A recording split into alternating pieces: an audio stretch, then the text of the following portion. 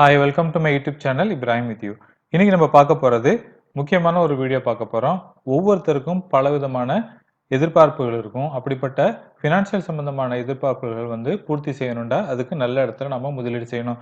அப்படி முதலீடு எங்க செய்யலாம்னு பார்த்தீங்கன்னா, பெரும்பாலான மக்கள் ட்ரெடிஷனல் இன்வெஸ்ட்மெண்ட் தான் பண்ணுவாங்க. உதாரணத்துக்கு ஃபிக்ஸட் டெபாசிட்ல பண்ணுவாங்க, ஆர்டி பண்ணுவாங்க, எஃப்டி பண்ணுவாங்க. அப்புறம் இந்த எல்ஐசில இருக்க மணி பேக் பாலிசி இப்படிப்பட்ட திட்டங்கள்ல முதலீடு பண்ணுவாங்க.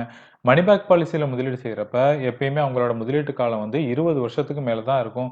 அப்படிப்பட்ட 20, 25 வருஷம் காலம் நம்ம முதலீடு செய்யறத இப்படிப்பட்ட ஒரு நல்ல திட்டங்கள்ல முதலீடு செஞ்சா, நாம செய்யற முதலீட்டுக்கு 10 மடங்குன 100 மடங்குக்கு மேல நமக்கு வருமானம் கிடைக்கிறதுக்கு வாய்ப்பு இருக்கு. இதுல குறிப்பா பல பேர் என்ன சொல்லுவாங்கன்னு பார்த்தீங்கன்னா, ஸ்டாக் மார்க்கெட்ல முதலீடு செய்யறப்பயோ அல்லது மியூச்சுவல் ஃபண்ட்ல முதலீடு செய்யறப்பயோ உங்களுக்கு நஷ்டத்தை தான் கொடுக்கும் அப்படின்னு பல பேர் சொல்லி மிஸ் செல்லிங் பண்ணுவாங்க. அப்படி வித்தா தான் அவங்களோட எல்ஐசி இந்த மாதிரியான மணி பேக் பாலிசி, என்டோமென்ட் பாலிசினா விற்கும். அப்படி இல்லாட்டி அதெல்லாம் விற்காது, யாரும் வாங்க மாட்டாங்க. மணி பேக் பாலிசியில நீங்க முதலீடு பண்ணீங்கன்னா உங்களுக்கு உங்களோட முதலீட்டுக்கு ஒரு சொற்பமான அளவு தான் வருமானம் வரும். அதுலேருந்து வர வருமானங்கிறது இன்ஃப்ளேஷனை பீட் பண்ணி அதிகமா வருமானம் கொடுக்கக்கூடியதான்னு கேட்டீங்கன்னா கிடையாது. இந்த வீடியோல நீங்க பார்க்க போறது உங்க வாழ்க்கையை வளமாக்குறதுக்கு என்ன தேவை அப்படின்னு கேட்டீங்கன்னா, செல்வம் இருந்தால் தான் உங்க வாழ்க்கை வளமாகும். அப்படிப்பட்ட செல்வத்தை நீங்க சேமிக்கிறது மாத்திரம் பத்தாது. அதே நேரத்தில் ஒரு நல்ல திட்டங்கள்ல முதலீடு செய்யணும். அப்படிப்பட்ட நல்ல திட்டங்கள் எதுங்கிறது தான் இந்த வீடியோல நம்ம பார்க்க போறோம். இந்த வீடியோவை பார்க்கலாம். என்னோட சேனல்ல ஃபினான்ஷியல் சம்பந்தமாவும், சேவிங்ஸ் சம்பந்தமாவும் பல வீடியோக்கள் நான் போட்டுட்டு இருக்கேன். அப்படிப்பட்ட வீடியோக்களை நீங்க மிஸ் பண்ணாம பார்க்கணும்டா என்னோட சேனலை நீங்க சப்ஸ்கிரைப் பண்ணிக்கோங்க. அதே நேரத்தில் இந்த பெல் ஐகானை பிரஸ் பண்ணி நோட்டிஃபிகேஷன் எனேபிள் பண்ணிட்டீங்கன்னா, நான் எப்போ வீடியோ ரிலீஸ் பண்ணாலும் உங்களுக்கு அதோட நோட்டிஃபிகேஷன் கிடைக்கும்.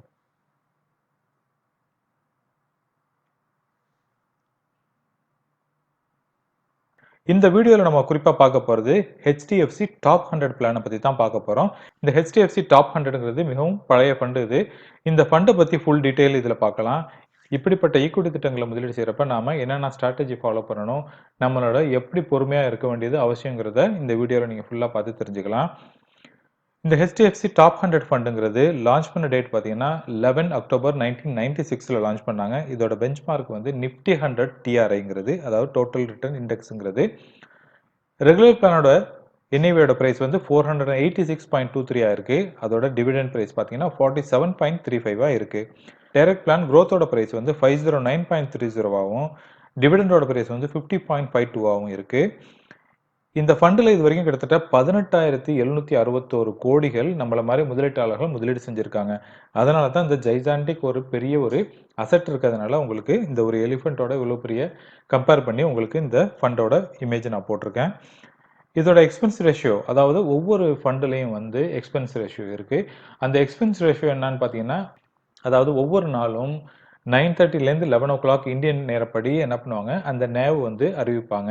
அந்த என்ஏவி நெட் அசெட் வேல்யூங்கிறது பங்கு சந்தையை சார்ந்து ரிலேட்டடா இருக்கும். உதாரணத்துக்கு பங்கு சந்தை சரிஞ்சிருந்துச்சுன்னா அந்த என்ஏவி வேல்யூ குறைவா இருக்கும்.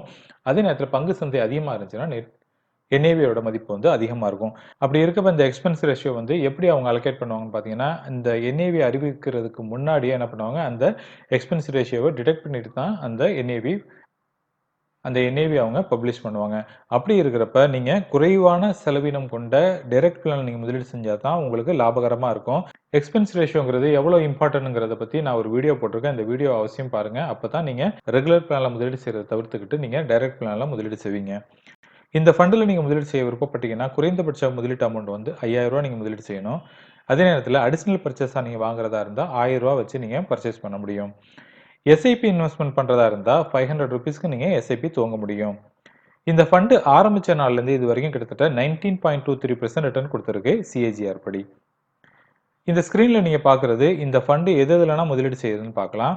இதுல ஜெயண்ட், அதாவது பெரும் கம்பெனிகள்ல 71%, லார்ஜ் அதாவது பெரிய கம்பெனிகள்ல 17%, அப்புறம் மிட் கேப்ல பாத்தீங்கன்னா, மிட் கேப்ங்கிறது ஒரு நடுத்தரமான கம்பெனி, நாளைய லார்ஜ் கேப்பா வளரக்கூடிய கம்பெனி. அப்படிப்பட்ட நிறுவனங்கள்ல 12% அவங்க இன்வெஸ்ட்மெண்ட் பண்றாங்க.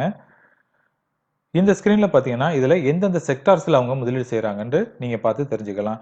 ஃபினான்ஷியல் இருக்கு, அப்புறம் எனர்ஜி செக்டர், அப்புறம் technology, construction, FMCG, health care, metal, engineering, chemical, communications இப்படிப்பட்ட செக்டார்ஸ்ல தான் அவங்க முதலீடு செய்யறாங்க. இந்த ஸ்கிரீன்ல பாத்தீங்கன்னா, அந்த ஃபண்ட் ஹோல்ட் பண்ணிட்டு இருக்க டாப் 10 கம்பெனிகளோட நீங்க ஹோல்டிங் பார்க்கலாம். இதுல ஐசிஐசிஐ பேங்க், ரிலையன்ஸ் இண்டஸ்ட்ரி, அப்புறம் HDFC பேங்க் இருக்கு, ஸ்டேட் பேங்க் இருக்கு, இன்ஃபோசிஸ் இருக்கு, எல்என்டி இருக்கு, அப்புறம் ITC, NTPC, Coal India, Axis Bank, Tata Consultancy, HDFC limited இப்படிப்பட்ட நல்ல நல்ல சிறந்த நிறுவனங்கள் தான் இருக்கு. அடுத்ததா பார்த்தீங்கன்னா, இந்த ஃபண்ட் வந்து இந்த ஸ்க்ரீன்ல நீங்க பார்க்குறது 2 இயர்ஸ் அந்த ஃபண்டோட ரிட்டர்ன் தான் எடுத்து உங்களுக்கு காமிச்சிருக்கேன். இதுல பார்த்தீங்கன்னா, இந்த ஃபண்ட் வந்து ஜனவரி 16ஆம் தேதி கிட்டத்தட்ட ₹504.89 இருந்துச்சு. நான் இப்ப அதோட கால்குலேஷன்ல தான் எடுத்து நான் குடுத்துருக்கேன். இந்த ஸ்க்ரீன்ல பார்த்தீங்கன்னா, இது 3 மந்தோட அந்த ரிட்டர்ன் கால்குலேஷன் பார்க்குறீங்க. இந்த 3 மந்த்ல பார்த்தீங்கன்னா, நான் ஏற்கனவே 504 வந்து ஜனவரி 19ஆம் தேதி சொல்லியிருந்தேன். ஃபண்டோட பிரைஸ் வந்து 486.31 இருக்குது. அந்த பிரைஸோட டீட்டெயிலும் இந்த ஸ்க்ரீன்லயே இங்க இருக்கு. நீங்க பார்த்து தெரிஞ்சுக்கலாம். அடுத்தது நம்ம பார்க்குறது, இந்த ஃபண்ட் எவ்வளோனா வருமானம் குடுத்துச்சு அந்த டீட்டெயில் பார்க்கலாம். இந்த ஃபண்டோட வருமானம் பார்த்தீங்கன்னா, இதுல வந்து 1 டே, 1 week, 1 month, 3 month, 6 month, 1 year, 3 year, 5 year, 7 year, 10 year அப்படின்னு இருக்கு. இதுல 6 மந்த்ல 3.16%, 1 இயர்ல 7%, அப்புறம் 3 இயர்ல பார்த்தீங்கன்னா 9.22% குடுத்திருக்கு. அதே நேரத்துல 5 இயர்ல பார்த்தீங்கன்னா 6.39% தான் ரிட்டர்ன் வந்திருக்கு. 7 இயர்ல 11.39ம், 10 இயர்ல 11.07%ம் ரிட்டர்ன் குடுத்திருக்கு. இந்த பெஞ்ச்மார்க் கொடுத்த ரிட்டர்ன் பார்த்தீங்கன்னா, இது இந்த ஃபண்ட விட அதிகமா ரிட்டர்ன் குடுத்திருக்கு. அதே நேரத்துல இந்த லார்ஜ் கேப் இண்டெக்ஸ் வந்து எவ்வளோ ரிட்டர்ன் குடுத்திருக்குன்னு பார்த்தீங்கன்னா, இந்த 2ஓட கம்பேரிசன்லயும் இந்த ஃபண்டோட பெர்ஃபார்மன்ஸ் கொஞ்சம் குறைஞ்சிருக்கு. இந்த ஃபண்ட பொறுத்தவரைக்கும் இது BSE 100க்கும் அப்புறம் லார்ஜ் கேப் இண்டெக்ஸை விட இது குறைவா தான் ரிட்டர்ன் குடுத்திருக்கு. அது ஏன்னு பார்த்தீங்கன்னா, அது அந்த ஃபண்டோட சைஸ் அதிகமானதும் ஒரு காரணமா இருக்கலாம். இந்த கேட்டகரி ஆவரேஜோட பார்த்தீங்கன்னா, கிட்டத்தட்ட இந்த ஃபண்டோட ஒவ்வொரு வருஷத்தோட எவ்வளவு ரிட்டர்ன் இது வந்து பின்னாடி இருக்கு அப்படிங்கிறத நீங்க பார்த்து தெரிஞ்சுக்க முடியும். இந்த ஃபண்ட் தான் இப்படி இருக்கா அப்படின்னு பார்த்தீங்கன்னா கிடையாது. இந்த லார்ஜ் கேப் ஃபண்ட பொறுத்தவரைக்கும் இதை விட சிறப்பா செயல்படக்கூடிய பல திட்டங்கள் இருக்குது. அப்படிப்பட்ட நல்ல திட்டங்களா தேர்ந்தெடுத்து நாம முதலீடு செய்யலாம். ரூ. 10,000 முதலீடு செஞ்சு 5 லட்சம் கிடைச்சதுக்கும், ரூ. 1,00,000 முதலீடு செஞ்சு 50 லட்சம் எப்படி கிடைக்குதுங்கிறத இப்ப பார்க்கலாம். இதுல பார்த்தீங்கன்னா, இதுல நம்ம எடுத்திருக்க காலகட்டங்கள் வந்து முதலீட்டு காலம் 24 வருஷம் நம்ம எடுத்திருக்கோம்.